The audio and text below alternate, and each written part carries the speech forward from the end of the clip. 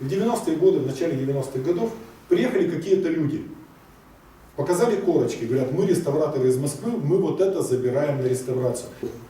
То есть то, что мы видим, это маленький-маленький кусочек того, что было. Просто фантазии не хватит представить. У меня есть возможность об этом вот так говорить, потому что вот икон с печатями я знаю всего 2. При этом я знаю, что они изымались тысячами.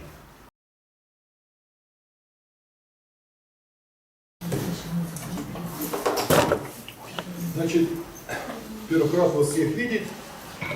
И эта тема, то, о чем сегодня пойдет речь, до сих пор это не было ни разу темой ни одного специального исследования. По этой теме существует только одна научная статья. В Вестнике в 4-м он здесь есть. Она так и звучит: Невьянская икона, которую мы потеряли. Но можно назвать так, что Невьянская икона, которую мы уже не увидим. Статья эта посвящена тому, как из региона, как исчезали невьянские иконы, куда они девались, сколько осталось и на что мы можем, какие шансы есть что-либо увидеть. Значит, невьянская икона, просто с терминологии начнем. Невьянская икона — это вершина Уральского горнозаводского старообрядческого иконописания. Старообрядцы на горнозаводском Урале жили достаточно замкнуто, ареал их понятен, и основная территория, о которой пойдет речь, это, собственно, Невьянск, и этому заводу и горнозаводскому поселению Невьянская икона обязана своим названием. Это Нижний Тагил, второй мощнейший центр. Просто когда у специалистов в свое время возникали разговоры, как назвать, и Виктор Иванович Бадин, крупнейший знаток горнозаводского Урала, говорит, в Тагиле был очень мощный центр, но мои возражения были такие, что в качестве бренда и именно знака качества на иконах писали: в Невьянском заводе писан бысть. Но тагильских такого не было. Вот. И Екатеринбург. Но Екатеринбург связан с Невьянской иконой сначала, потому что Екатеринбург — это завод казенный абсолютно, и сначала через Шарташ был связан с Невьянской иконой, потому что Шарташ — это мощнейший старообрядческий центр. И скажем так, что Шарташ, кроме всего прочего, это были основные ворота из Руси в Сибирь. В 18 веке, когда люди отсюда уезжали, это так и звучало: поехать на Русь. Вот. Мало того, Шарташ, чтобы было понятно, с самого начала все городские головы Екатеринбурга это были купцы-шарташцы. Вот.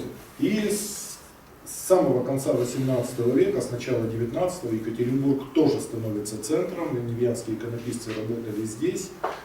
И к этим местам, которые я сказал, к ареалу относятся Верхневинск, Черноисточинск, Бынги, Лая за Тагилом, Реж — это тоже завод, который в Невьянский узел заводов входил, и Петрокаменская.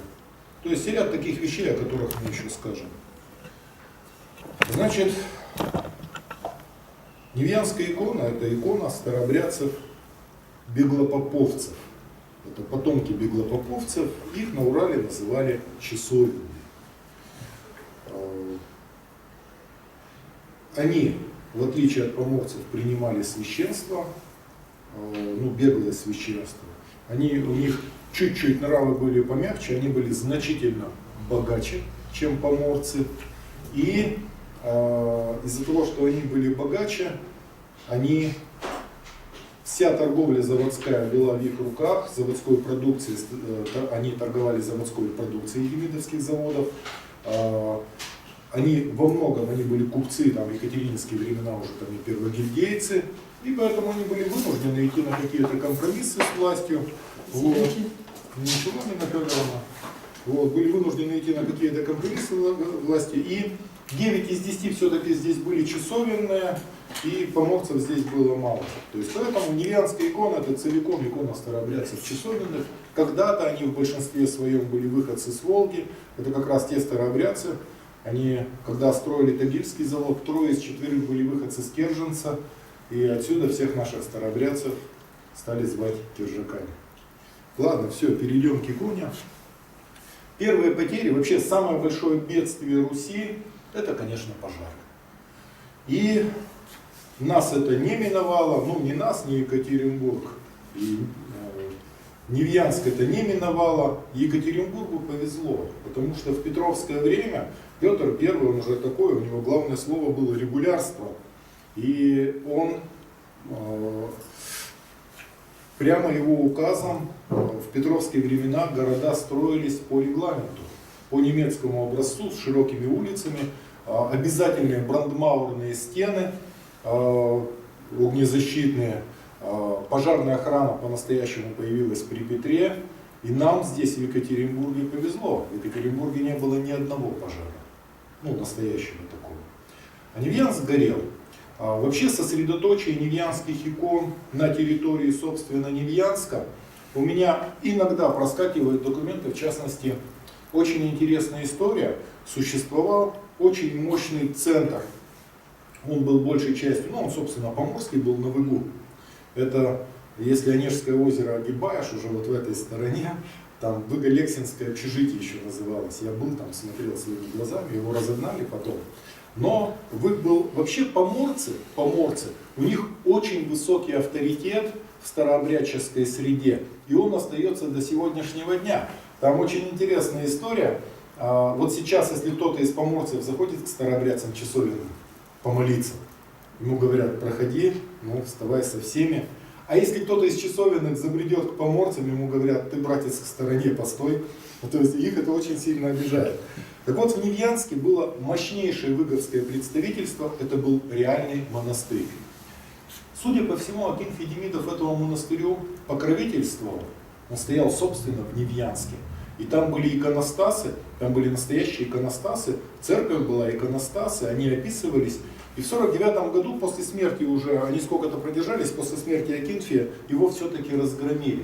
И я читал описание, там изъяли порядка 50 икон. Но иконы в те годы далеко никто бы не стал возить, совершенно точно, что они местного производства. Там даже в описании фразы есть местные работы. Кстати, очень интересно по описаниям, когда сталкиваешься, Невьянская икона — это местная работа.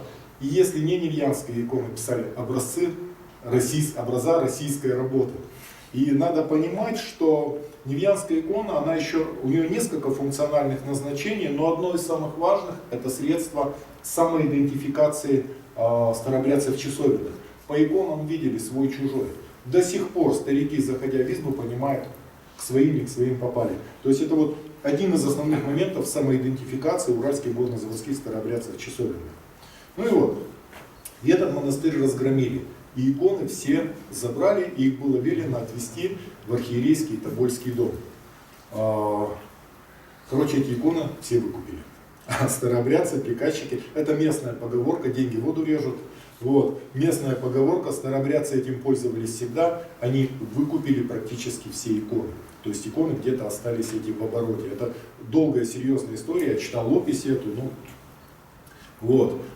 Причем свои иконы, к которым всерьез относились, там, ну, никаких денег не жалели. А потом в 1772 году в Невьянске произошел пожар, там порядка 300 домов сгорело. Я не знаю, сколько на тот момент было в Невьянске, но это огромное количество. Надо понимать, что такое двор, ну, 300 дворов, но это минимум человек 5-6. На это время человек 5-6 жило, поэтому это выгорело, ну, пол-Невьянска.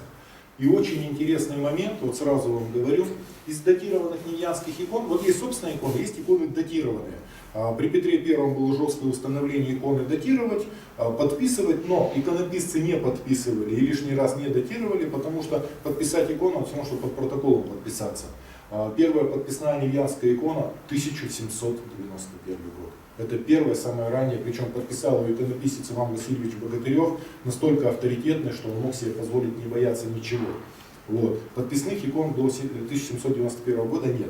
Но я немножко не об этом. В 1772 году был пожар, сгорело все, что могло сгореть, вот 300 домов. И из датированных невьянских икон до 1772 года известно всего несколько, 5 икон. 5 датированных икон до 1772 года, 4 здесь находятся. 3 здесь находятся, одна в Рублевском музее и одна в ЕМИ, в собрании ЕМИ. Вот, это всего-навсего известно. Поэтому мы понимаем, что у старообрядцев в домах, надо сказать одну очень интересную вещь, старообрядцы иконы не вешали. Я как-то Памфилычу говорю, Памфилыч, слышь, а почему иконы-то не вешают это? Он говорит, Иуда повесился. Я говорю, я все понял, извини. Вот.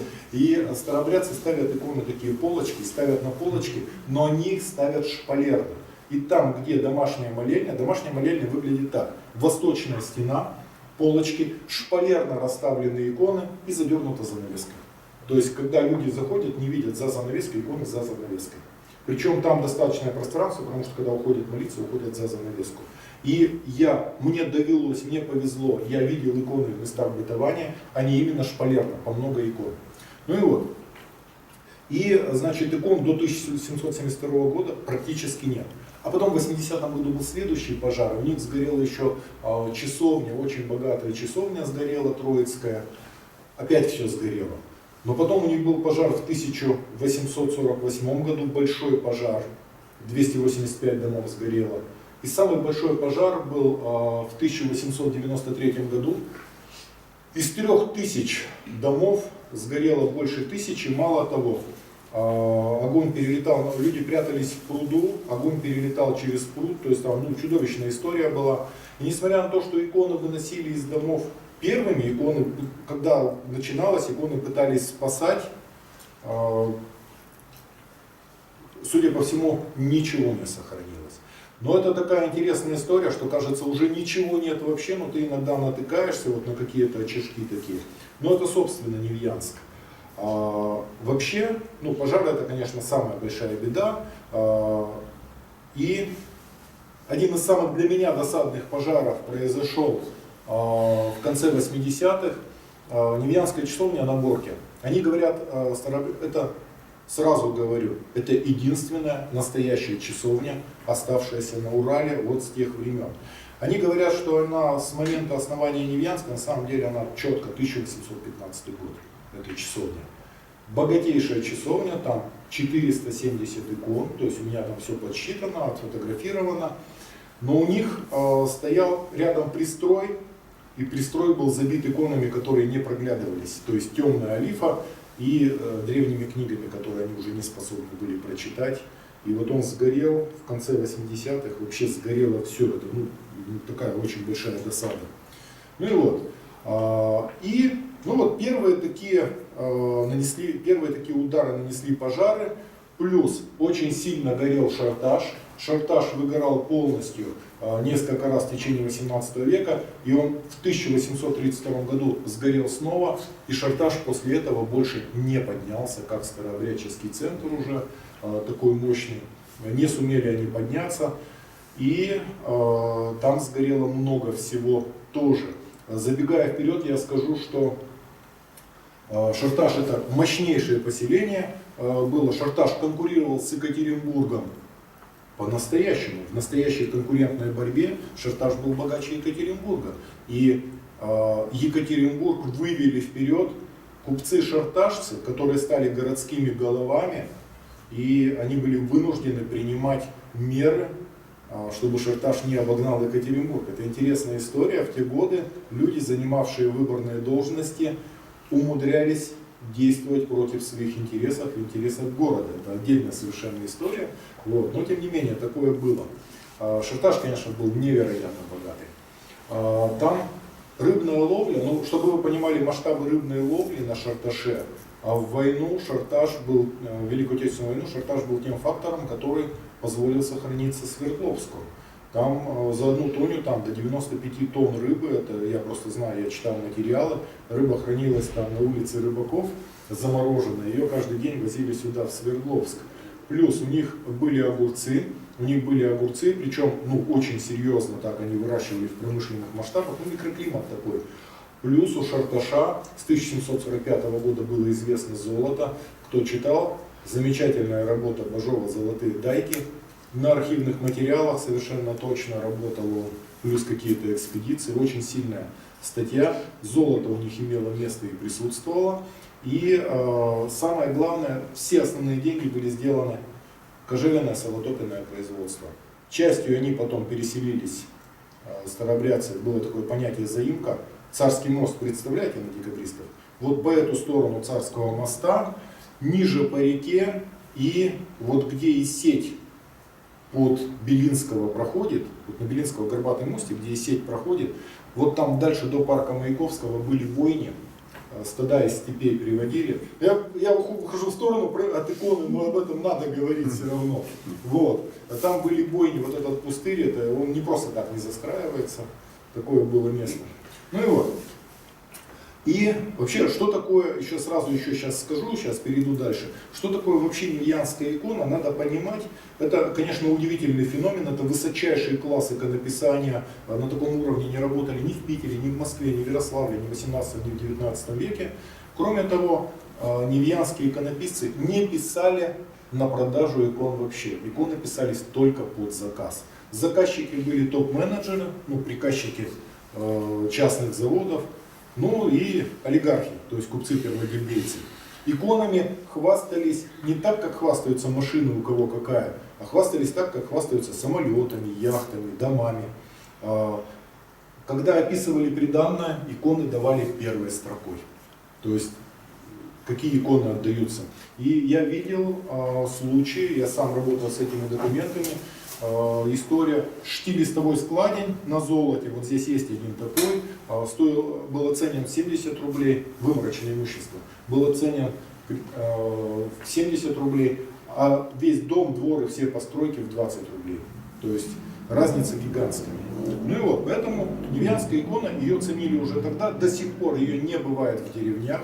Это икона, собственно, горнозаводских поселков Невьянска, Тагила, Верхневинска, там, Екатеринбурга, Черноислочинска, и так далее. Ну и вот, в свое время иконописцы начали передвигаться сюда за богатыми заказчиками. Это завод казенный. Здесь старообрядцы не жили, они жили на Шарташе. Здесь, собственно, только приходили там, когда торгов каких-то касалось. А здесь две ярмарки очень мощные были. И старообрядцы здесь по-настоящему появились только во времена Екатерины. Екатерина дала возможность здесь жить старообрядцам. Это знаменитая жалованная грамота городам. Вот, с 1785 года старообрядцы стали избираться, но почему они стали здесь городскими головами до середины 19 века?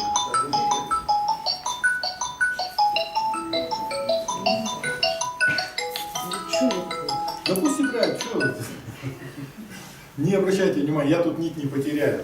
Вот. Ну, в общем, я вам первую часть рассказал про пожары, а потом на старообрядцев напали, я вот сейчас начал говорить о Екатерине.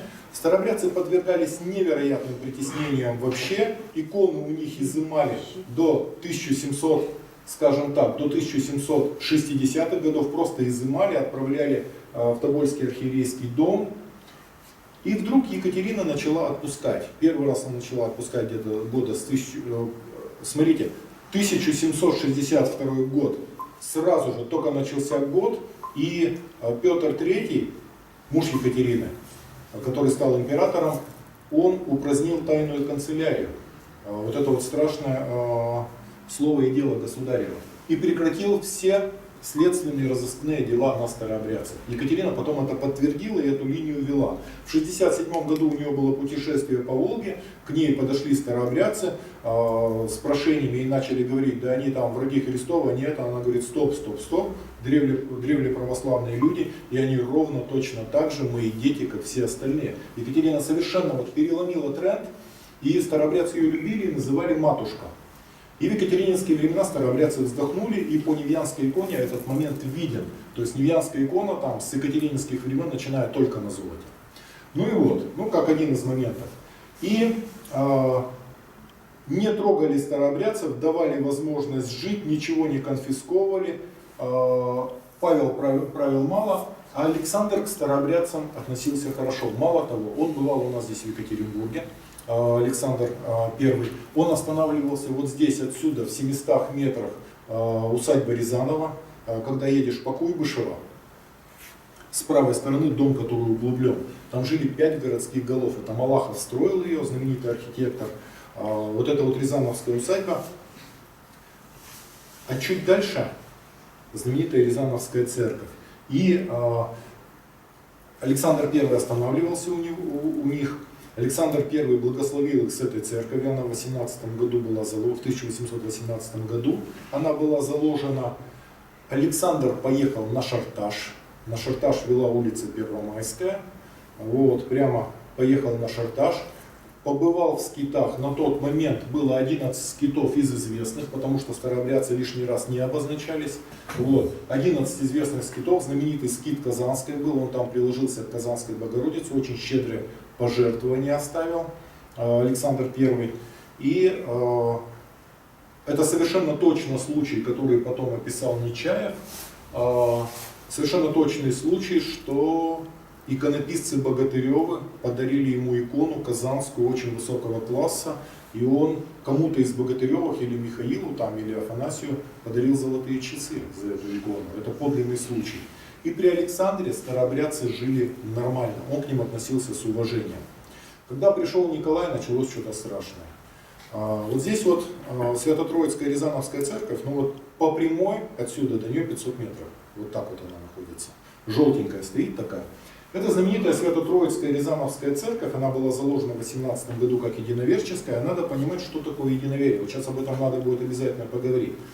Старообрядцы очень жестко придерживались своего. Власть пыталась их склонить в лоно официальной церкви. Старообрядцы очень жестко дистанцировались. Они говорили так: ваша вера господская, наша вера мужицкая. То есть это основная градация была. Но власти пытались их все-таки в лоно официальной церкви, потому что старообрядцы здесь, православные церкви, составляли невероятную конкуренцию. Здесь большая часть народу была старообрядцами. И церкви, построенные в старообрядческих краях, например, Бынёкская знаменитая церковь Никольская, она стояла пустой. Она богатейшая церковь, она стояла пустой. Там вокруг старообрядцы, туда никто не ходил вообще. Вот. И таких случаев много на самом деле. Ну и вот. И в конце концов богатые старообрядцы сказали: ладно, Бог с ним, пусть будет так, давайте, все, мы согласны. Произошло еще, до этого произошло оскудение священства, не было священников. Не было священников, невозможно никакие требования, невозможно ни отпевания, ничего, ну не было ничего. Вот. И тогда богатая верхушка, ну невозможно жить вот так вот, они говорят: ну все, хорошо, давайте ваших священников, пусть будут ваши, но с одним условием: они будут читать по нашим книгам и по нашим правилам. И власть на это пошла, и появились единоверческие церкви. И вот появление единоверческих церквей, это, конечно, дало невероятный толчок развитию иконописания, потому что у старообрядцев часовни дозволено было делать только как часовни. Над ней не должно было быть креста, в ней не должно было быть иконостаса. Икон там было битком по стенам вот так вот, но иконостаса не было. И они понимали, что это что-то не совсем настоящее. И когда им дали возможность уйти в единоверие, когда они с властями договорились, то это были мощнейшие церкви с очень богатыми иконостасами. Это были сумасшедшие заказы для старообрядцев-иконописцев. Они работали для единоверцев. Мало того, старообрядцы-иконописцы работали и для официальной церкви. Причем я думал, какое у них для себя было оправдание. Ну вот в частности знаменитая церковь в Быньгах Никольская. Там центральный иконостас до начала единоверия, то есть не о чем было договариваться. Откровенно никонианская церковь, центральный иконостас высочайшего класса, судя по всему, делали или Малыгановы, или Богатыревы. Какой-то мощнейший заказ. Допускаю, что делали они вместе, потому что в то время их усадьбы стояли рядом. И очень интересно, у иконописцев унивианских, Коскины, Малыгановы, Богатыревы, ну крупнейшие, самые мощные, у них, я никогда не думал, почему-то они детей своих отдавали в обучение соседям. И для меня это была такая загадка, потому что тайны свои профессиональные все хранили, никому не открывали. Ну с чего вдруг ты отдаешь своего ребенка соседям, чему его там научат, ты конкурентам отдаешь? Совершенно случайно столкнулись, просто раньше все линии родственные можно было прослеживать только по мужской линии. И у нас Сергей Трофимов, он чуть позднее нас учился, архивист, он решил посмотреть по женским линиям, и вдруг до него дошло, что они все родственники между собой были по женским линиям. То есть они отдавали родственникам семью, дядьям в семью отдавали учиться. Ну и вот. И, судя по всему, заказ какой-то совместный был, потому что он очень богатый. И кто был в храме в Буньгах, представляет эту роскошь, эту мощность, расписывали старообрядцы. Какое у них для себя было оправдание? Ну, получили заказ, получили деньги, написали икону. Они же не знают, вдруг он не знает, где они будут находиться. Ну, написал и написал. Вот. И это был не единственный, кстати, случай. И я скажу, что сразу забегая чуть вперед, единоверие, значит, появилось тогда единоверие, и вот разрешили эту церковь, в 18-м они заложили, они пригласили Богатыревых, и у них центральный иконостас пятиярусный. Что такое пятиярусный русский иконостас высокий? Нижний ряд, он называется местный, то есть если, допустим, храм в честь Николы, там обязательно будет внизу стоять большой Никола, житийный какой-нибудь Никола, там обязательно какие-то иконы более точные, имеющие отношение к этому храму, будут стоять по первому ряду. А второй ряд, это деисусный ряд, во втором ряду деисус, это, собственно, Спас, обязательно рядом с Спасом Богородица, здесь Иоанн Предтеча, ну и далее архангелы и так далее. То есть это вот деисусный ряд, это второй ряд иконостаса, третий ряд иконостаса это праздничный, праздничный ряд это 12 икон, а бывает, что 16 в ряд. Четвертый ряд пророческий, пророков, больших пророков 4, малых пророков 12, то есть 16 пророков, еще 16 икон. А верхний ряд проотеческий, он бывает вообще заходит даже вот так, про отцов было много. Но Авраам родил Исаака, Исаак родил Якова, ну и так далее. Вот. Проотеческий ряд бывал там, ну, икон до 20. То есть вот так выглядел русский высокий иконостас. Но вот, допустим, в Буньгах иконостас 13,5 метров. Он не классический, он ворочен немножко другой, но это высота почти пятиэтажного дома. Вот. И в серьезных таких храмах, ну, с пятиэтажный дом были иконостасы, и, ну, это шпалерно, сплошь вот так иконы на золоте. Как это выглядело, это уже сложно себе представить. Так вот, когда пришел Николай I, после смерти Александра I, когда пришел Николай, он запретил, он велел иконостас сломать в этой церкви, в Рязановской. Сломать иконостас, который делали Богатыревы, они его к тому времени делали уже 4 года. Практически законченный иконостас велел сломать, после чего он, дозволяя делать только часовню, то есть убрать кресты, никакого иконостаса. И эта церковь долго так стояла, до 40-х годов, когда им все-таки разрешили сделать ее церковью единоверческой. Как только разрешили сделать церковью единоверческой, они начали вваливать туда всю свою энергию, весь свой ресурс. И там 3 предела, центральный был Троицкий, потом Никольский, и не помню сейчас, просто из головы выпало какой-то отдельный святой, 3 предела было, она битком была забита иконами. И единоверческие церкви, вообще их в России было 179, из них 70 было вот здесь, вот в районе Горно-Заводского Урала. А перед этим была единоверческая церковь, знаменитая, Толстиковская. Улицу Степана Разина, если представляете, угол Степана Разина, Тверитина, она там полквартала занимала. Мощнейшая была церковь, купцы-первогильдейцы Толстиковы ее начали. Богатейшая была по отделке, лучшие иконы были собраны, все богатства были там сосредоточены. Но кроме этого, рядом, через реку, если прямо вот от этой церкви идти, через реку, представьте себе, я не знаю, кто там помнит сейчас улицу Тверитина, она такая маленькая и незаметная. В общем, если ехать по Белинского еще до 2002 года, ты мостик переезжаешь, здесь было большое двухэтажное здание. Это была знаменитая Никольская часовня, это была самая богатая двухэтажная часовня на Урале. Она была построена в 1791 году, и в нее вкладывались все старообрядцы. Кроме этого, в Екатеринбурге была Христорождественская церковь, она такая маленькая, ладная, на Вертисецком заводе. Потом она стала единоверческой. Когда-то она была часовней, потом стала единоверческой. Кроме этого, здесь у нас в Екатеринбурге, это я вам говорю только, где вот невьянские иконы присутствовали. Знаменитая, самая богатая была Успенская часовня. Она находилась на Добролюбово, там сейчас автобаза. Вот. И много... и знаете еще, вот где губернаторская резиденция, там Тарасовский особняк. Тарасовы, они занимались, они тоже один из Тарасовых был во главе города, они занимались золотом, кроме всего прочего, тоже выходцы из Шарташа, и вот это вот особняк, Тарасовская усадьба. Почему я про них вспомнил? У них был в 1848 году обыск, и там описание икон, там порядка 150 икон, богатейшая домашняя молельня. И вот эти домашние молельни были у всех, кроме тех официальных вещей, которые я вам говорю.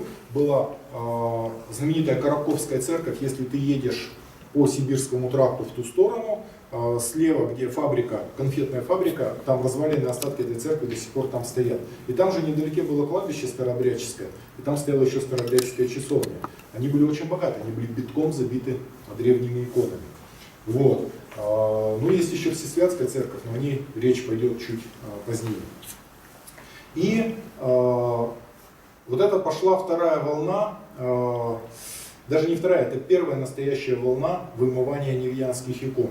Николай I, он был человеком, я сейчас пытаюсь, все помнят такие выражения, как чугунный устав, то есть при нем на все четверка по поведению, что появилось в те годы, самое страшное, что могло быть, наглухо застегнуты эти. Ну, то есть, видимо, его тряхануло в свое время восстание декабристов очень сильно. Он следил и регламентировал за всем, что только можно было, зачем только можно было уследить и регламентировать. Он объявил старообрядцам настоящую войну. Здесь по Екатеринбургу это прокатилось невероятно. Он душил и город, и старообрядцев как только мог. И при нем начались конфискации. В 1845 году был основан страшный такой секретный совещательный комитет по делам раскольников. То есть они следили за всеми, то есть негласный надзор осуществляли. То есть она, организация была частью церковной, частью Министерства внутренних дел и с широчайшими полномочиями. И вот я наткнулся на один документ 1848 года. Они закрыли несколько часовен на Шарташе и конфисковали 1270 икон. 1270 икон.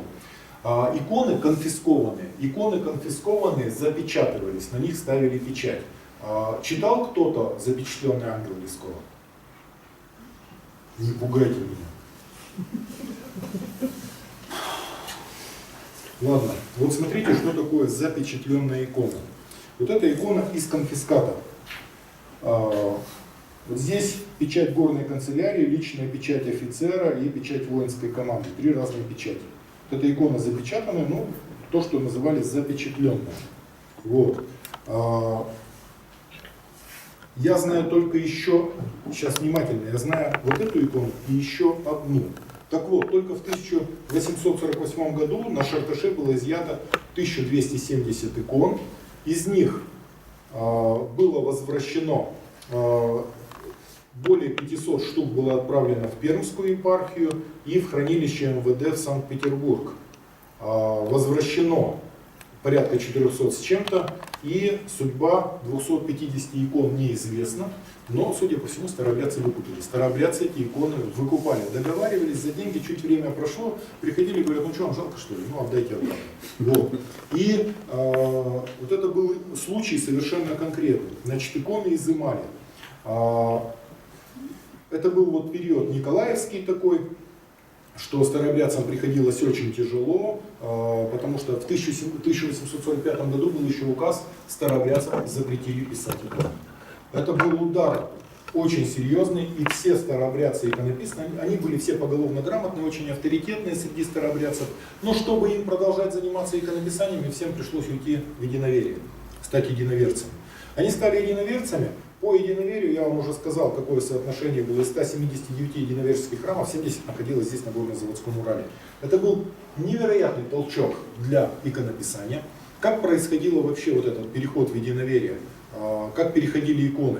Вот построена часовня, вот в частности была такая Свято-Троицкая знаменитая древняя часовня в Тагиле. Одна, пожалуй, была самая богатая на Урале. Тагил был богаче.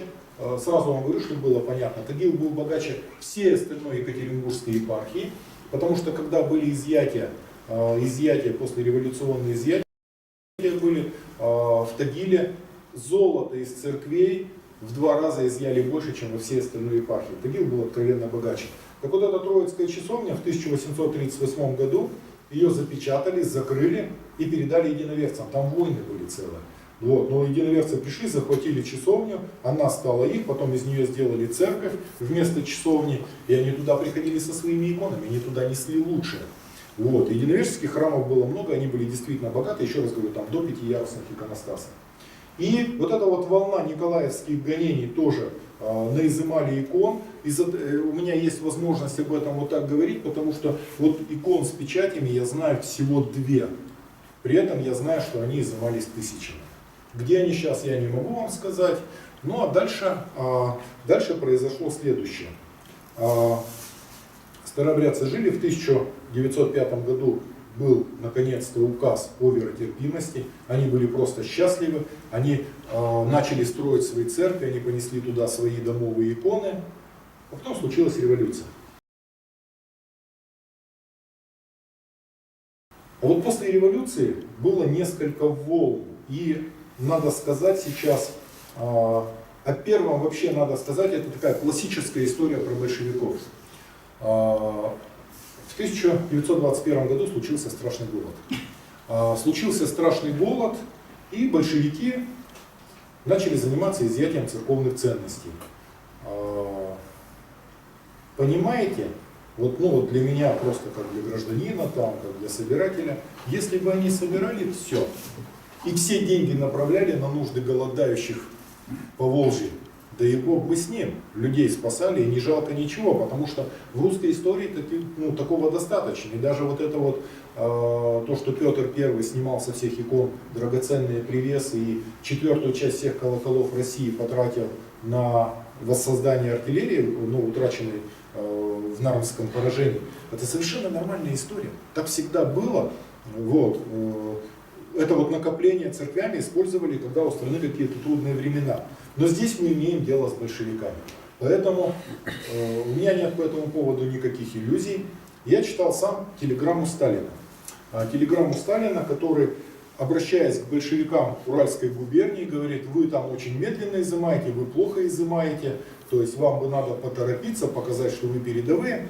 И вот осенью 21 года начали ходить по церквям и описывать все серебро, которое в церквях есть. И пришли в Свято-Троицкую Рязановскую, она богатая была. Начинают описывать, прихожане забеспокоились.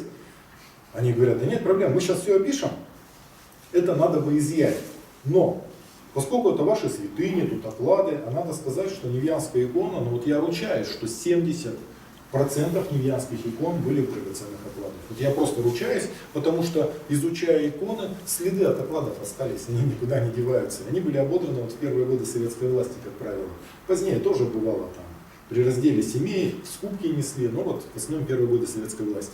И вот они там, вся эта комиссия, комиссары пришли в пыльных шлемах, описывают серебро, община волнуется, они говорят: все, ладно, успокойтесь, мы это все забирать у вас не будем, но вы нам тогда должны серебро по весу принести.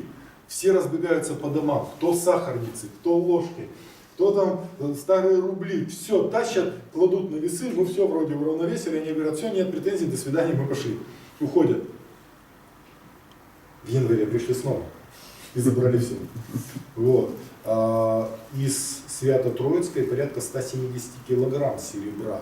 Самое большое была купеческая церковь, называлась Свято-Духовская. Угол Малышева, представляете? Угол Малышева, 8 марта, вот там стоит большой Златоуст, а напротив был малый, вот чуть-чуть, вот здесь вот эта Свято-Духовская церковь купеческая, там еще больше серебра вытащили. Ну и вот, но иконы еще не трогали. И настоящая беда, настоящие потери начались в сельских местностях. Они начались года с 29-го, реально, когда начали коллективизацию. А Невьянская икона, я говорю, что она в деревнях не бытовала, но вот, допустим, поселочек Сарапулка, он был очень богатый, там стояла церковь австрийского согласия Белокреницкие. То есть район сельский, началось все, в 29-м закрыли церковь, и вот эта вот икона огромная, которую вы видите, это икона уникальная, второй такой нет, она называется «Второе пришествие». Она называется «Второе пришествие», вот сидит Спаситель наверху, вот он судит, ангелы перед ним держат книгу, там написано «Книга жизни», и Спаситель, чтобы не ошибиться, смотрит по этой книге, мало ли там, чтобы не виноватые, под раздачу не попали. Вот которые хорошие, видите, все тут солнечные лучи, им хорошо, а вот которые плохие, вот тот кусок тоже видите, да? То есть это наглядно, чтобы всем было понятно. Так вот, они в 29 году, когда эту церковь разрушили там, дед Михаила Степановича Шестакова утащил ее на спине, а как не надорвался, на 90 килограмм весил. И она 70 лет простояла в амбаре, и он мне ее потом для музея подарил. Вот такой вот случай. И это единственная икона, которая уцелела из всей той церкви. Это вот, кстати, вот сейчас я вот перехожу к таким вот уже вещам. Значит, началось массовое закрытие церквей. В Екатеринбурге первую церковь закрыли Толстиковскую. Ее закрыли в 28-м, еще раньше. Еще сразу вот этот сундук, сколоченный из икон, это один из самых ярких примеров. Он, правда, происходит с Вологодчины, но он очень ярко показывает ситуацию, что церковь закрыли, все иконы на складе, плотнику нужно делать сундук, ему выдали иконы, и вот он из икон сколотил качественно сундук, Николу пощадил, а с той стороны Александр Невский, то есть он наполовину. Вот. Это в качестве такого маленького примера. Ну и вот, закрыли Толстиковскую. В Толстиковской находилось порядка 500 икон. Мало того, они эти иконы подбирали отовсюду. Я знаю одну судебную тяжбу, ровно от них через реку находилась знаменитая Никольская часовня. Братья Гилевы в свое время в эту часовню заказали очень дорогие иконы, а потом ушли в единоверие, из часовни пытались обратно получить эти иконы. Там лет на 15 эта тяжба растянулась. То есть вот Толстиковская церковь, туда просто душу вкладывали.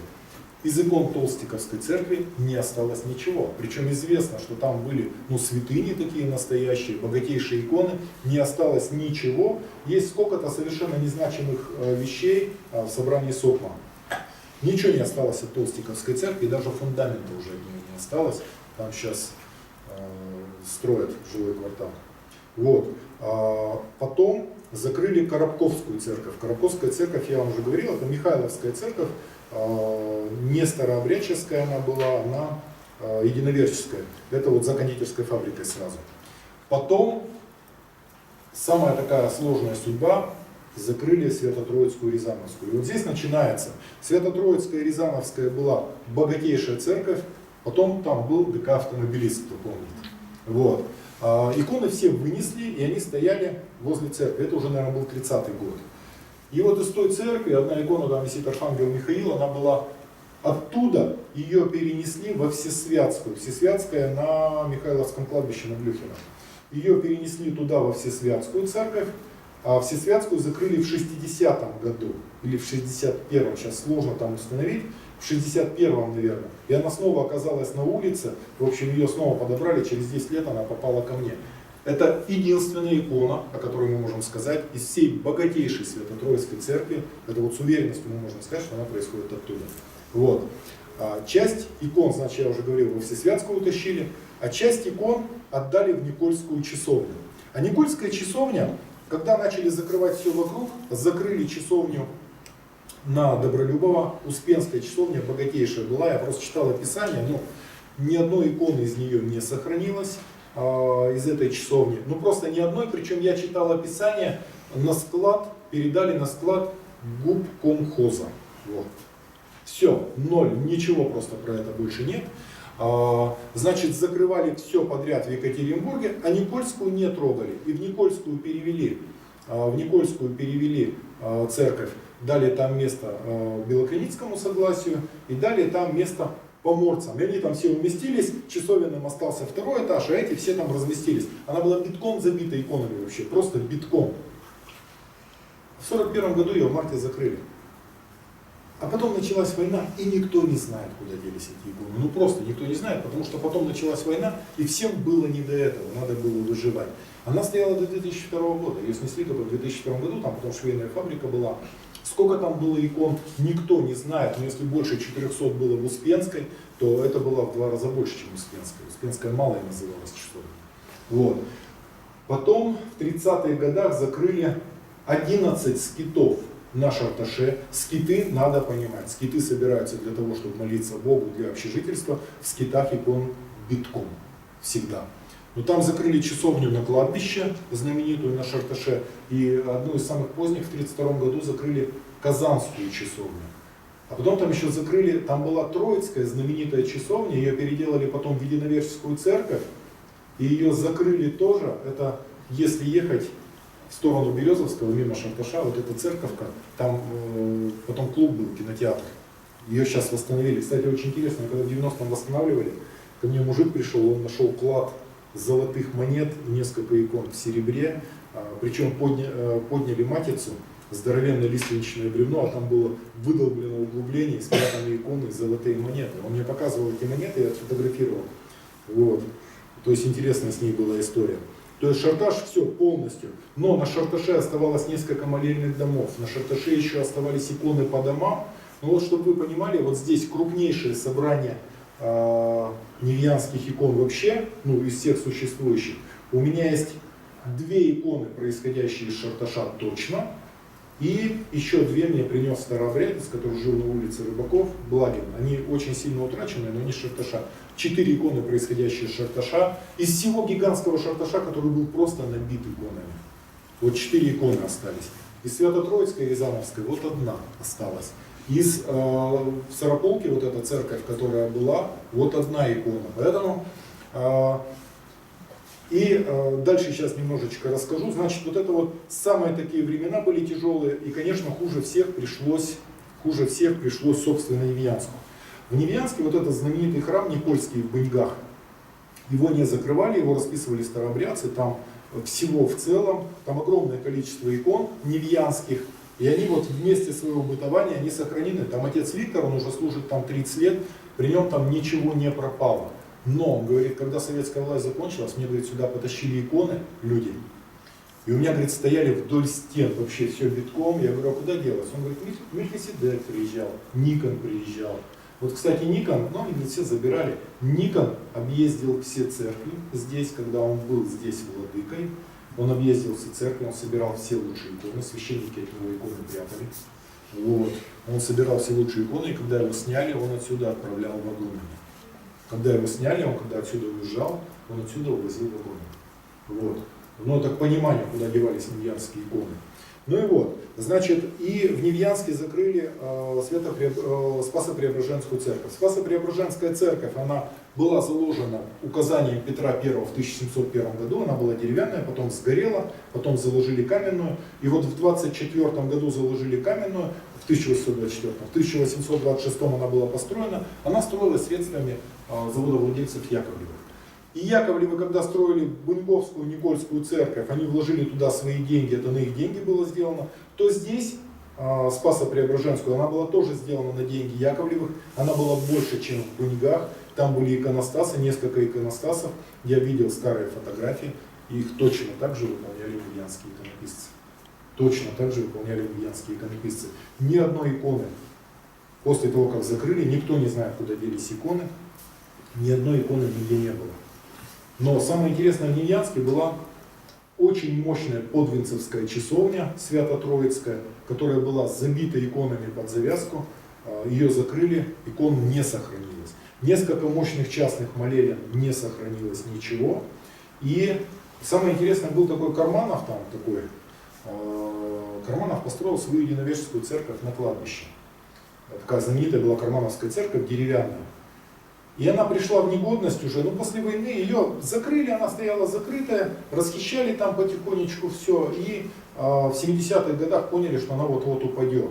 И в 70-х годах иконы из Кармановской церкви перевезли в Невьянский музей. Из Невьянского музея забрал Соком, Свердловский областной краеведческий музей, 120 икон. Это единственный существующий в природе. Там были царские врата, они сохранены, и там были, вот огромный иконостас, там 120 икон. Но я разговаривал с теми людьми, которые передавали, они передали 120 икон. Я все фонды СОКМа отсмотрел, там этих икон нет. Из них осталось всего несколько штук из местного ряда, плюс царские врата и плюс полностью праздничный ряд. Вот. То есть, то, что я назвал, это порядка 20 икон, там было 120. Я не знаю, куда они делись. Вот. И кроме этого надо сказать, что в Невьянске, во всем сейчас Невьянске существует одно собрание, это вот это собрание часовни на Горке. И небольшая коллекция там у местного предпринимателя Савкина. Больше нету ничего вообще. А в Бынгах вот это вот очень яркий пример, но я сейчас постепенно перейду. Ну, в общем, это все довоенная история, а потом в войну, никто за этим не следил. А вот когда закончилась война, потом пришел Хрущев, человек полетел в космос, и вот эти вот времена, вот это хрущевское небрежение, пожалуй, это был самый большой удар по церкви. То предыдущее поколение еще что-то хранило, зачем-то следило, то после того, как человек полетел в космос, ну уже это стало стыдно и не модно. И оно стояло, я застал сам, как стояли церкви, еще забитые иконами, разрушались, никому не нужны были. Я еще сам эти вещи видел. Вот. И вот это был, пожалуй, самый такой большой удар, просто перестали за этим следить. И вдруг в начале 70-х, в конце 60-х, в 69-м, по-моему, появилась книга Солухина, она называлась «Черные доски». Там Солухин рассказывает, как один художник показал ему, как выглядят древние иконы, как их раскрывают, как они впервые с ним поехали, и Солухин начал собирать иконы. Значит, этот художник, это был Илья Глазунов. Вот. Это был Илья Глазунов, он его просто нигде не называет, там, в силу ряда обстоятельств. И Солухин написал эту книгу «Черные доски», это она читается как детектив. Куча русской интеллигенции прочитали эти книги и поехали везде, начали собирать древние иконы, где только можно их собирать. Вот, эти древние иконы. И очень много им, конечно, музейщики были недовольны, потому что всегда можно было куда-то поехать, найти эти иконы, а тут вдруг какие-то люди ездят, собирают, забирают. Вот, очень много художников, очень много составилось коллекций именно у художников, в частности в Екатеринбурге, потому что они эти места отличали, понимали и так далее. Было очень хорошее собрание у Николая Гавриловича Чеснокова, у Брусиловского были иконы, у Мосина. Очень мощное собрание у Мосина, сейчас его сына многие знают, Алексей Геннадьевич Мосин, доктор наук, историк. Размылось сейчас уже собрание. У Бурлакова очень мощное собрание было. На территории Екатеринбурга было много невьянских икон, вот собрание художников.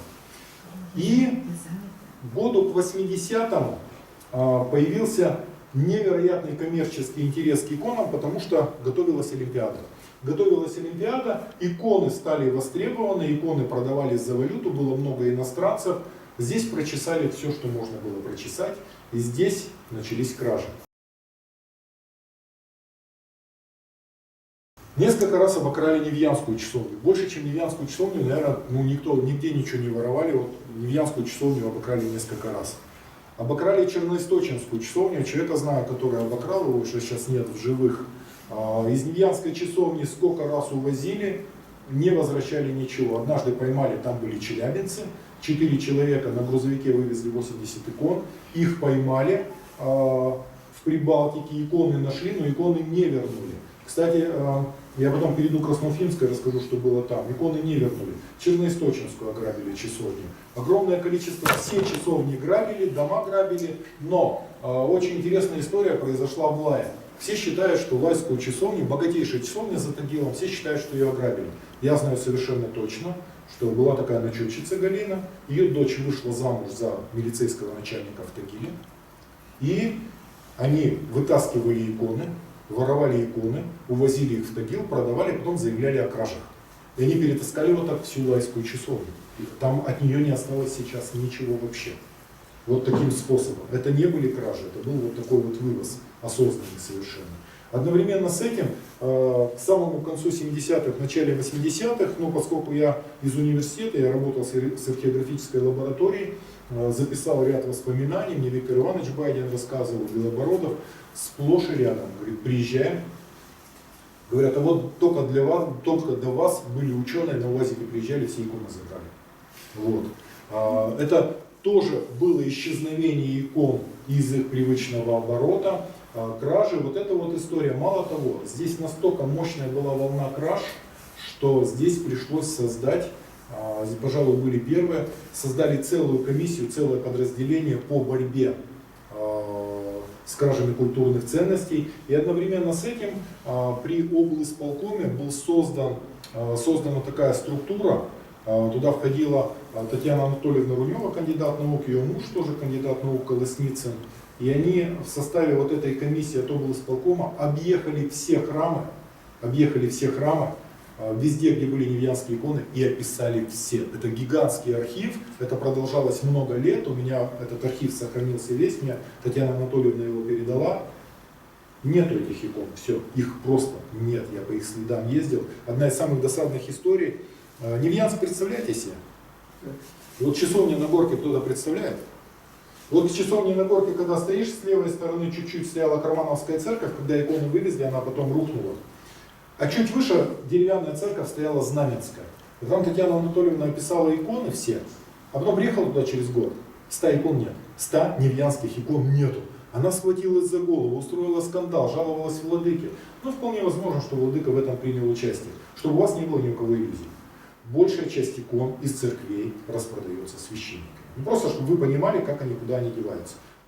Частью это за счет невежественности священников, частью это от того, что на что-то надо жить, плюс там свои какие-то корыстные, плюс я встречал пьющих священников, большая часть именно священников. Ну и вот. И следующая волна, и как-то попытались это удержать, а следующая волна, она была, конечно, самой дикой. Она была связана с социальными, экономическими потрясениями, политическими потрясениями. Долгие годы, несколько лет там не платили зарплату, население беднело, и иконы начали продавать. И снова их начали вытаскивать из мест бытования. Появились скупки. В самом конце 80-х, в начале 90-х появились скупки. И вот из этих скупок, с одной стороны, слава богу, хоть купили, там на чердаке не пропало еще, с другой стороны, никто не знает, куда делось. Был такой Алик, армянин, достаточно богатый, он не армянин был, он курд. Их мощная такая диаспора курдов армянских здесь была. Он создал скупку в Невьянске в самые тяжелые времена. Он создал в Невьянске скупку, туда несли, и он покупал и отправлял это все в Ереван. Саша Гасаян, он тоже курд из этой же. Они вместе с одним тут местным собирателем, с Мишкой Гибайдуллиным, открыли вот где Искра, кинотеатр, там было помещение, открыли магазин антикварный, и тоже из этой скупки иконы шли в антикварный магазин. Следующий магазин находился прямо вот здесь через дорогу на углу Белинского и Энгельса. Следующий находился в Энгельсе Роза Люксембург, на Восточной комиссионка, в Бриллианте. Не в Бриллианте, а в этом, на Антона Валика, Бриллиант, туда перенесли. Там была скупка, и самая большая была в Букинисте. В Букинисте я сколько-то контролировал, я отслеживал все, что можно. Но самое страшное началось потом. Вот в эти скупки, когда привозили иконы, стало ездить несколько человек, я их всех знаю, там сейчас не все они остались в живых. Представляете, вот эти вот спекулянты в начале 90-х, полосатые сумки? Вот в эту полосатую сумку, да, по нескольку сумок ездили на вернисаж, Леонид Иванович мне рассказывал, он говорит, я прямо приезжал, у меня 2 вот такие сумки, в сумку входило 60 икон аналойного размера. Аналойный размер это 28 на 33, самый распространенный размер, вот это аналойный размер. Вот. У меня, говорит, входило 60 икон, я раз в 2 недели 2 такие сумки отвозил. Но я, говорит, был не один, потому что я видел, когда уходит поезд, на тележках подвозили. Они возили их на вернисаж. На вернисаже продавали, она понимает, что невьянская икона все-таки она пришла из провинции, за нее просят не так много, а по классу она гораздо выше, это школьная икона, по классу она гораздо выше, чем то, что там предлагалось в основном. И надо понимать, что еще один очень важный момент, который я хочу сказать, невьянская икона это последняя русская иконописная школа, самая поздняя. И вот я сейчас начал говорить, когда вывозили в Москву, продолжалось это продолжалось порядка, наверное, 10 лет. Я вдруг вспомнил, когда я вам говорил, что когда закрывались массовые церкви, никто не знает, куда девались иконы. Здесь есть воспоминания Плешкова, известный очень антиквар был в Екатеринбурге. Он рассказывал, что он на городской свалке видел огромное количество медных образов и огромное количество икон на городской свалке. То есть вот такое было. Олег Губкин, известный исследователь, ему отец рассказал, что на иконах паровозы ходили, просто топки, тендер, за который идет вот этот вот вагон, второй прицепной, за паровозом, за локомотивом, битком был набит иконами, топили иконами, паровозы ходили на иконах. У меня, говорит, отец работал помощником, и он, говорит, скидывал, потом собирал. Я, говорит, еще остатки этих икон видел. Вот. То есть вот так вот еще уходили, и то, что печи топили, и то, что собирали гигантские вот такие горы и сжигали, это было торжественное сжигание икон там, на Масленицу, еще на какие-то революционные праздники, это тоже было, и здесь в Екатеринбурге это тоже имело место. И вот скажем так, до 1999 года увозили в огромных количествах. В Тагиле были скупки, в Невьянске были скупки. Одна из самых скупок таких злых, которые я видел, это в Верхнеевске. Но это просто Верхнеевск, это такой, он немножко в стороне, такой старообрядческий мощнейший анклав, очень богатые иконы когда-то были там. Там просто была скупка, здесь торгуют спирт, роял, сигареты, а тут иконы вообще битком вот так вот. Причем тащили последние. Тащили последние, это не эти старики отдавали, это их родня. То есть там кто-то умер, ну, ценности этой не ощущали. Но к чести старообрядцев я должен сказать, что я видел огромные домовые такие собрания, люди не расстались и уберегли. У меня есть история, здесь есть одна из икон из Бынек. Ранняя, очень мощная, красивая икона. Человек, который мне ее принес, он мне ее подарил, он говорит, там порядка 30 икон. И они потихонечку все распродали. Старшие умерли, молодые все распродали. Ну и вот. И потом, в 99 году, когда мы сделали книгу, вот этот зеленый альбом, здесь Невьянская икона, и когда создали этот музей, вот это было вообще, есть правило такое, есть известное правило, что предметы антиквариата, предметы искусства дороже всего стоят там, где они созданы. И вот это был тот самый случай, когда я сделал вот этот музей, когда вышел альбом, когда я сделал этот музей, вдруг увидели, что здесь платят больше и здесь интерес больше, и иконы потащили сюда.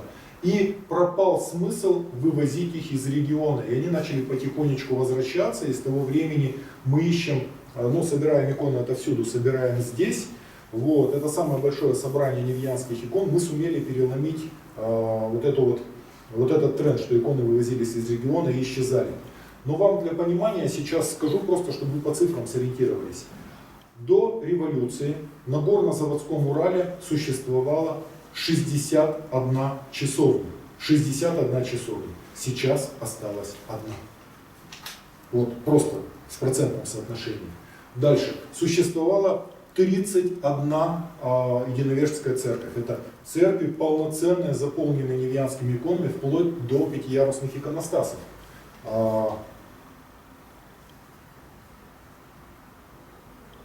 После этого осталась одна церковь в селе Пристань, самая поздняя. В 60-х годах его расписывали невьянские иконописцы, сейчас она православная. И совершенно случайно выжила Выйско-Богородицкая, Казанско-Богородицкая церковь в Нижнем Тагиле. Там остатки старых икон есть, потому что ее переделали из Казанской часовни, которую построили в 1782 году. Ее расписывали изначально, делали невьянские иконописцы. Здесь есть одна икона оттуда. Вот. И ее переделали, и там остались древности еще с того времени. Это все, что она стала единоверческой церковью. Так вот, из 31 богатейшей церкви осталось 2, которые сейчас православные. То есть вот тоже процентное соотношение представляете.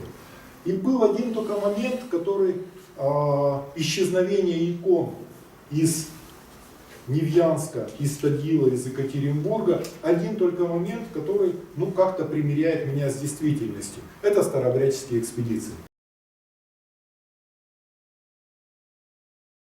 Надо понимать, что наши старообрядцы, которые уходили от советской власти, уходили от коллективизации, они уходили отсюда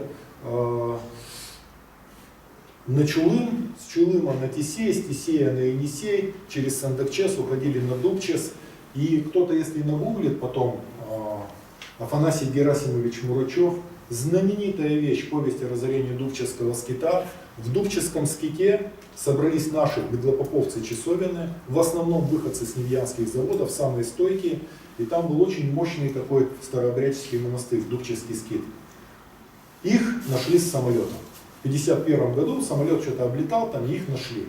И туда отправили карательную экспедицию, и они сожгли Дубческий скит. Они всех старообрядцев оттуда вытащили в лагеря. Правда, сидели они недолго, потому что Сталин сдох, и их начали отпускать. Но вот этот карательный отряд солдат, они сожгли там более 500 книг и огромное количество икон. И я видел старые фотографии, там я знаю, что там сейчас на Дубчесе. Это были невьянские иконы, это были выходцы с наших горных заводов, беглопоповцы часовенные. Вот. Но старообрядца Афанасий Герасимович Мурачев. У него здесь был молодой товарищ, отец Леонтий Колмогоров, и они начали ездить, а письма вот эти с Дубчиса, которые писали, там первая фраза, ну, вообще старообрядческое приветствие, основное, доброго здоровья, то есть это все так здороваются. Оно начиналось так: доброго здоровья, чем нуждаетесь? Ну, естественно, там все было сожжено, ни книг, ни икон, ну, книги и иконы. И Афанасий Герасимович Мурачев с отцом Леонтием, который был молодой тогда, они начали ездить и собирать потихонечку все, что можно было собрать. Вот эта вот Казанско-Богородицкая Выйская церковь, они приехали туда в середине 60-х, она не закрывалась, но кто там о чем думал? Вот видите нижний сундук?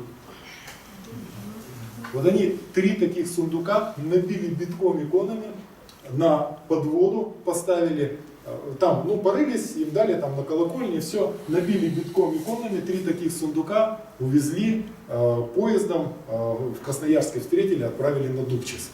Потом они объехали всех старообрядцев, в Тагиле набрали еще несколько сундуков, увезли на Дубчис. Потом мне отец Леонтий говорит: Женя, представляешь, мы, говорит, с Андовчеса на лодочке, там, говорит, Енисей, волна, говорит, такая бьет, а нам, говорит, надо в этот приток, ну, в Дубчис зайти.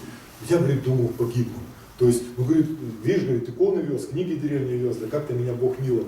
Короче, они несколько лет занимались этими экспедициями и вывозили, нашли в Таволгах, 2-этажная часовня была в Таволгах, и наставник им разрешил забрать все. И они забрали все, и все отправили на Дубчис. И они этим занимались несколько лет, вывезли все, что можно было вывезти. Но я считаю, в этом есть какая-то нормальная такая справедливость человеческая. Вот. Потому что он говорит: мы хотели кое-что взять в Казанско-Богородицкой, хотели кое-что взять из алтарей, а нам не отдали. А он мне говорит: нам не отдали, а я знаю, что произошло дальше. В 92 году там была заявлена кража, самые ценные иконы из алтаря в Казанско-Богородицкой пропали. Началось расследование, оказалось, местный диакон, ему нужна была видеодвойка. Он собрал все иконы, продал, купил себе видеодвойку. Таких случаев было море. Еще раз говорю, самые большие кражи, исчезновения икон из церкви — это всегда священники. Вот. Поэтому, слава Богу, что иконы попали по месту своего назначения, что они хранятся на Дубчисе у старообрядцев, у потомков наших невьянских старообрядцев часовенных. И здесь есть еще один серьезный случай везения. Дворец пионеров, представляете? Это Расторгуевский особняк. Расторгуев очень богатый был, у него 2 зятя были, Зотов и Харитонов. Вот очень похожий дом на этот стоял, вот где здание Газпрома, представляете? Он стоял ровно с этой стороны, и горку вот с 2 сторон он так обрамлял. Вот. И он захотел построить в начале 19 века, еще Расторгуев хотел сделать молельню, и когда ты идешь в сторону церкви Воскресенской, то с этой стороны ротонда такая. Короче, он пригласил на роспись ротонды, он пригласил Богатыревых. И Богатыревы с 1814 по 23 год расписывали ротонду. Это иконы высочайшего класса. И в 18 году там сделали казарму, там конюшня была. И они иконостас сломали весь, барочный такой красивый, не барочный, он в классике был иконостас. Они сломали и свалили в угол вот эту всю богатыревскую роспись. И был такой Модест Анисимович Клер, знаменитый дедушка Мо, который потом под расстрел попал, его спасли. И он туда приехал как представитель общества ОЛЕ и вывез оттуда весь иконостас. И он тоже попал, часть собрания в ОЛЕ в Губкомхоз, и потом распределили. Часть отдали в СОКМ, Свердловский областной краеведческий музей, а часть отдали в ИМИИ. И сейчас этот иконостас никто не может собрать, потому что часть находится в ИМИИ реставрирована, часть не реставрирована в СОКМе. Между музеями что-то передать, но вы не представляете, что это такое. Вот, поэтому много-много. Я пока был главой города, я этим занимался, но не успел довести до конца. Это будет единственный уцелевший иконостас того времени. Вообще единственный. Из огромного количества церквей, молелин, часовен. Единственный иконостас. Но он в разных местах находится. Но ему повезло, его хотя бы собрали. А очень интересная история произошла, одна из досадных историй. Вот эти вывозы икон под видом реставрации, до слез. Представляете ситуацию? Рождественная церковь Рождества Христова в Кыштыме. Вот эти вот иконописцы Богатыревы с Зотовым и Харитоновым, после того, как расписали этот иконостас, они ушли в Кыштым. И они работали в Кыштыме, потому что в Кыштыме были заводы, Зотов и Харитонов, но кто-то может помнить это, была такая публицистика «Кыштымский зверь» и так далее. Они были олигархами, их Николай I приземлил, они все попали в ссылку, потому что в Кипсгорем куда-то. Вот. И там было несколько молелен, там была мощнейшая единоверская церковь, и там работали Богатыревы в Кыштыме, и там работали Колчины. И потом иконы все позакрывали, судьбу вообще не отслеживая, об этом никто не писал, но эти иконы потом были собраны богатыревские в Рождественской церкви. В 90-е годы, в начале 90-х годов приехали какие-то люди, показали корочки, говорят, мы реставраторы из Москвы, мы вот это забираем на реставрацию. Они отобрали 70 лучших икон. Я видел, что там осталось несколько откровенных шедевров, но я разговаривал со старостой и говорит, это не лучшие, они лучшие забрали. 70 лучших икон, никто не знает, куда они делись. Вот такая вот история там произошла. Таких историй много. Вот я вам рассказал про село Пристань, что последняя старообрядческая, единоверческая церковь в 1860-х, расписывали ее старообрядцы, этот иконостас весь сохранился. Но все древние иконы у них были собраны в сарае. Там сарай такой стоял хороший, он не протекал, они там штабелями были. И у них, представляете, в начале 90-х приехали москвичи реставрировать, иконостас поновлять. И когда надо было там рассчитываться, они говорят, да не знаю, что, давайте мы вот это старье заберем. И вывезли весь сарай, там несколько сотен икон. Это распространенная история, вот и так уходила. Но это я вам сейчас рассказываю про Невьянскую икону. Невьянская икона осталась полностью, Бунёкский храм полностью Невьянский, разных периодов, все целое, родное целое все. Причем уже отреставрировано. Вот эта церковь на горке в селе Пристань, это второе. Чуть-чуть осталось, но настолько мощные вещи, мы их реставрировали вот в этой Выской Казанской Богородицкой, в Тагиле. И, конечно, сохранилась, собственно, часовня, на горке в Невьянске. Это все, что осталось. Плюс собрание Сокма, приличное собрание, ряд откровенных шедевров имеет место, собрание Емии и самое большое собрание вот здесь. Музей Невьянской иконы. Кроме этого, 7 икон в Русском музее находится, 2 иконы невьянские находятся, 3 можно сказать, 3 в бывшем, сейчас он называется Музей истории и религии в Питере. То есть 7, 3, 10 там. 1 икона находится в Третьяковке, невьянская. 2 иконы находятся в музее имени Андрея Рублева. Штук 10 сложных, очень интересных складей находятся в ГИМе, Государственном историческом музее на Красной площади. И, пожалуй, все там, чуть-чуть где-то еще можно увидеть. Но гораздо более тяжелая судьба была у Красноуфимской иконы. Красноуфимская икона — это Нижнеиргинск, это та сторона хребта. Красноуфимская икона, собственно, сосредоточена в Нижнеиргинске. Высочайший класс иконописания, сориентированы на древние невьянские образцы. Там разрушили вообще все. Но то, что там разрушили, это полдела. Там народ такой, старообрядцы, они все растащили по домам. Дома были забиты иконами. В начале 90-х туда повадились ездить челябинцы. Челябинцы, перекупщики. Так там в Нижнеиргинске, видимо, старшие поумирали, а младшие, только кто-то отвернулся, кто-то умер. Иконы в сундуках продавали вот за эти сиськи, там с брагой. Продавали за копейки вообще, отдавали, выносили все. А у них были киоты, вот там в углу есть киот стоит, он как раз оттуда.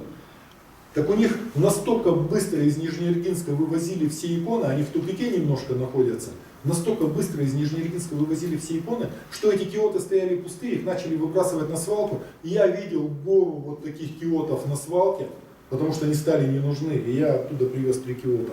В свое время они здесь хранятся, очень непростые такие киоты, характерные. Но самое интересное другое, у них там была кража, ограбили местную молельню и украли больше 100 икон. И злодеев нашли. Все иконы находились в милиции. Им не отдали, потому что у них вообще не зарегистрировано. Просто не вернули иконы. Вот. И красноуфимских икон, а потом там еще до этого произошла одна вещь. В 18 году они отступали, и они очень многие ушли с белыми, ушли в Харбин. Они просто нагружали подводы вместе с иконами, совсем уходили в Харбин. И в Харбине там есть улица Табынская, где они все вместе жили, выходцы из Нижнеиргинска. А там всего, собственно, Нижнеиргинск, Рядом Суксон, ну там через перевал Суксон, это тоже демидовские в свое время владения. Нижнеиргинск это медь, это первый русский самовар. Суксун это тоже русская медь. Плюс Нижняя Сарана, они женились, брали невест, или они брали из Сараны нижнеиргинских, из Нижнеиргинска брали из Сараны. Сарана была очень богатая по иконам. Так вот, на сегодняшний день там было все забито иконами. На сегодняшний день красноуфимских икон было, я когда писал статью, 68, ну сейчас можно сказать 75 икон известных красноуфимских. Это все, что осталось от богатейшей иконописных мастерских, иконописного направления. Вот. Поэтому то, что мы здесь видим, это маленькая часть того невероятного великолепия, которое имело место, и действительно Невьянская школа иконописи это выдающаяся школа, это позднейшая русская иконописная школа, ну и мы должны быть рады, что осталось хотя бы это. Все, спасибо. Пожалуйста, личная просьба, нагуглите, пожалуйста, Лескова «Запечатленный ангел». То есть это та самая запечатленный ангел, вот, это речь шла вот об этом сюжете, это очень редкий сюжет. Спас благое молчание. Вот. А вот запечатленная икона, вот она выглядит, как я вам показал. Давайте я вам поотвечаю на вопросы, если такие есть. Вот. И по икону можете пройти, там кое-что посмотреть. А канонически Нефинианская икона от раскольнической, она отличалась чем-то? Смотрите, на самом деле, вообще термин раскольнический, он был очень обидный такой, его использовали миссионеры. На самом деле раскольниками-то как раз были приверженцы официальной церкви, так получилось. И после того, как в 70-х годах официально, 20 века произошло примирение официальная церковь принесла свои извинения старообрядцам, протянула руку и так далее. Вот. Значит, основных отличий немного. Основное отличие старообрядческая икона обязательное двоеперстие и только двоеперстие. Мало того, это двоеперстие декларированное. То есть везде, где только можно, если пишут какого-то святого, обязательно могут стоять с двоеперстием. Обязательно все, кто только смогут, обязательно сложат это двоеперстие, чтобы в иконе это было видно. Это первое. И самое важное. Второе, это аббревиатура. Аббревиатура на старых иконах Иисус, а на новых ИИС. Это сумасшедший такой камень преткновения. Ну как с этим можно мириться, вы же понимаете. Вот. Это два основные отличия, два самых основных отличия. На самом деле кто-то насчитывает 17 отличий, кто-то насчитывает 19, но вот это два основных. Но с петровского времени было принято, просто не принято, постановление было иконы писать маслом, иконы писать по живоподобию, ставить год, подписывать и так далее. Старообрядцы маслом не писали никогда, здесь нет ни одной иконы с присутствием масла. Старообрядцы работали только темперой по древним греческим образцам. Вот. Ни малейшего живоподобия. Кстати, когда я занимался иконами, в статье вот это в 4-м вестнике это есть. Масло называлось академка, стоило там 3-5 рублей, максимум 10. Никто не брал вообще. Причем я встречал такое масло высочайшего класса академических художников с итальянской выучкой. Оно никого не интересовало. То есть, просто, мало того, я сам застал, я иконами занимаюсь больше 40 лет, я застал времена, когда коллекционеры не покупали 17 век, позднятие, что это, 1600 какие-то годы, фрязь, кому надо. Вот, я вот это все застал, а масло-то вообще штабелями, его никто не брал. Причем я хотел по изъятию иконы рассказать, вот у меня за спиной вот это вот Вознесение, есть еще одна икона, огненное восхождение пророка Илии, вот такого размера. 4 таких иконы висят сейчас в одной из церквей. Их в свое время привез один мой знакомый священник. Где-то после революции была закрыта церковь, и вот эти огромные иконы были свезены в Георгиевскую церковь в Кауровке, в Кауровской слободе. На скалах вот эта стоит Георгиевская церковь. Я говорю, где вы их взяли? Он говорит, вот там, в 60-е годы, в конце 60-х годов. 2 он отдал мне, потому что не было ни у кого шансов реставрировать, а те они подмалевали, они сейчас стоят в одном из иконостасов.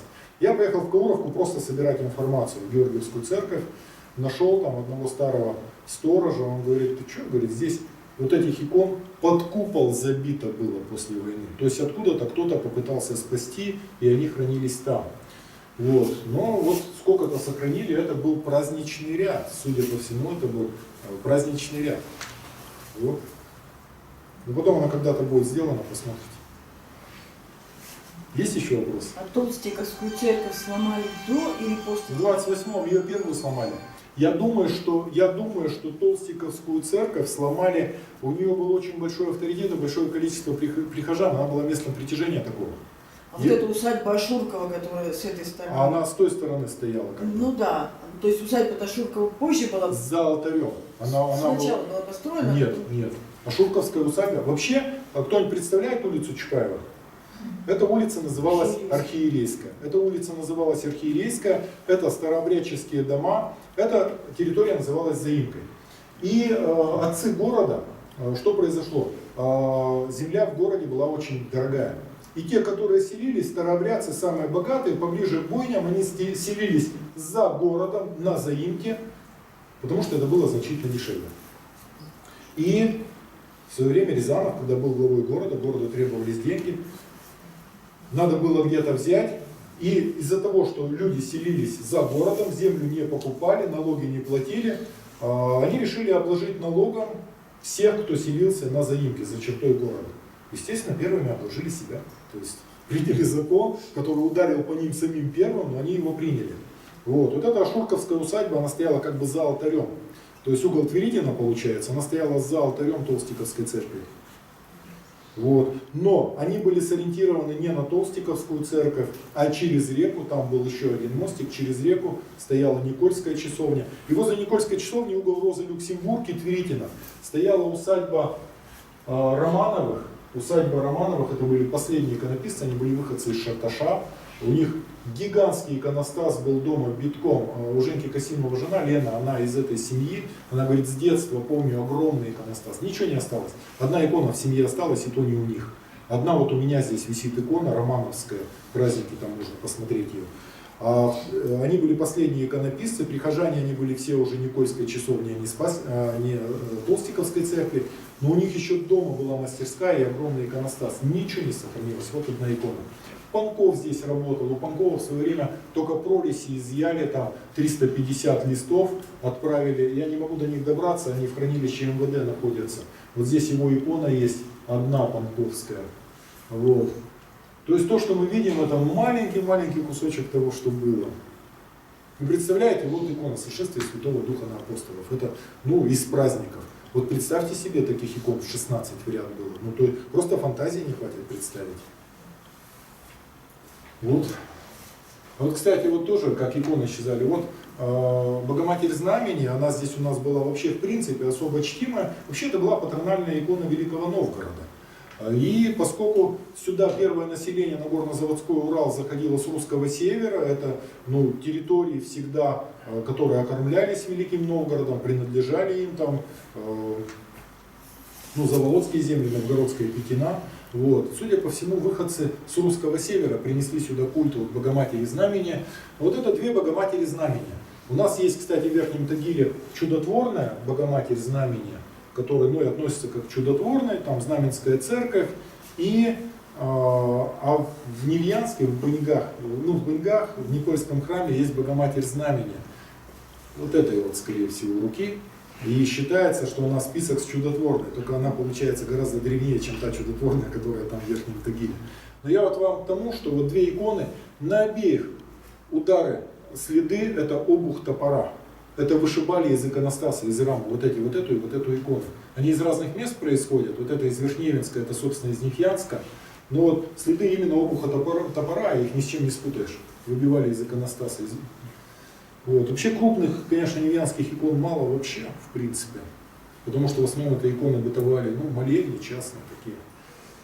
Больших не было. Первая крупная икона 1763 год. Есть еще какие-нибудь вопросы? Слушайте, я об этом же могу вообще до утра разговаривать. А вы говорили про иммиграцию в Харбин.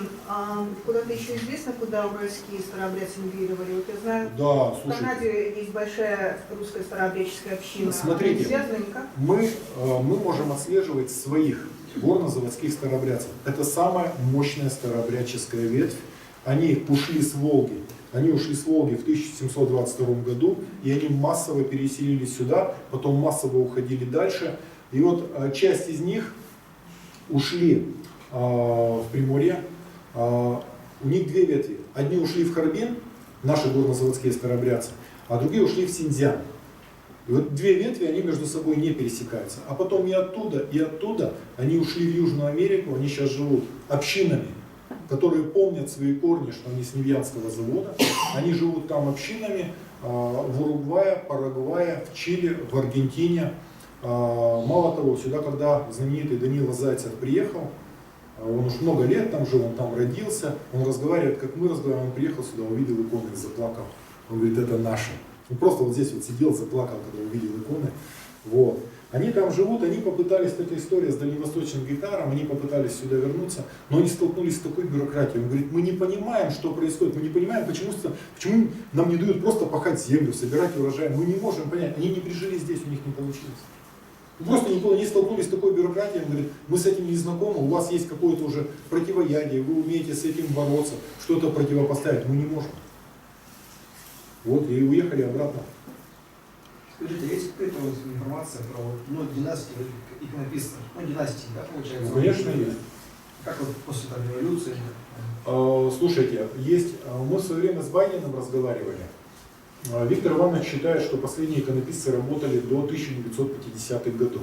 Я это запомнил, он мне сказал, я запомнил. И иногда на лекциях говорю, там до 50-х годов, ну вот что-то мне...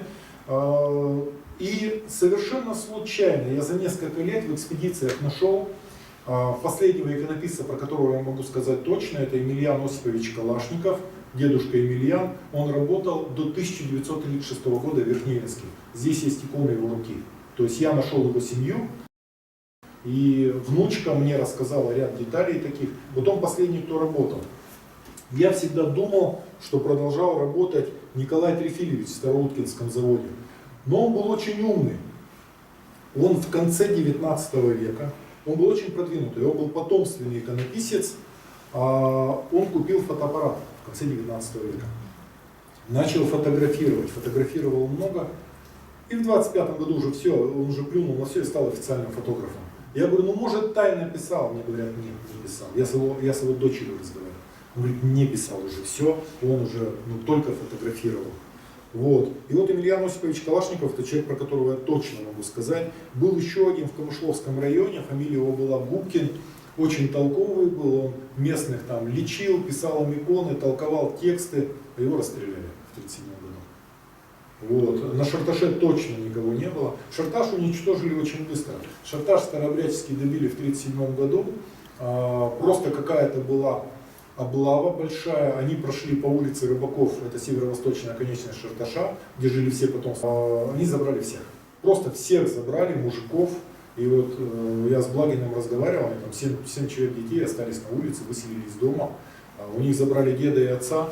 У них вот это вот указ о веротерпимости, они его настолько долго ждали, что они его повесили в рамку, указ о веротерпимости, он был с портретом Николая II.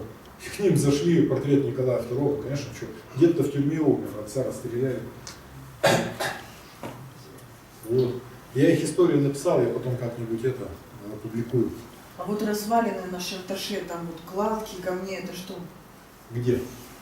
Значит, смотрите, на Шарташе, вы когда едете, первое, что вы видите, это вот бывшую Свято-Троицкую церковь, она сейчас снова Свято-Троицкая, она была единоверческая, достроена на месте часовни.